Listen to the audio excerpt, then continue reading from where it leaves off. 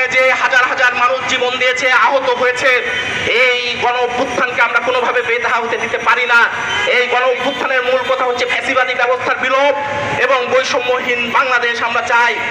90-এর গণ অভ্যুত্থানে আমরা গণ অভ্যুত্থানকে একটা কাঙ্ক্ষিত লক্ষ্যে আমরা নিয়ে যেতে পারি নাই। মুক্তিযুদ্ধ হয়েছে, সেটাকেও আমরা একটা কাঙ্ক্ষিত লক্ষ্যে নিয়ে যেতে পারি নাই। ফলে আমাদের এই শিক্ষা নিয়ে এই গণ অভ্যুত্থানকে কার্যকর করার এবং গণ অভ্যুত্থানের আকাঙ্ক্ষাকে আমরা বাস্তবায়ন করতে চাই। সেই জায়গা থেকে আমরা বাম গণতান্ত্রিক জোটের পক্ষ থেকে খুব স্পষ্ট করে বলতে চাই, ফ্যাসিবাদী ব্যবস্থার যদি বিলোপ করতে হয় তাহলে বেশিরভাগ জনগণের স্বার্থে রাষ্ট্র পরিচালিত করতে হবে।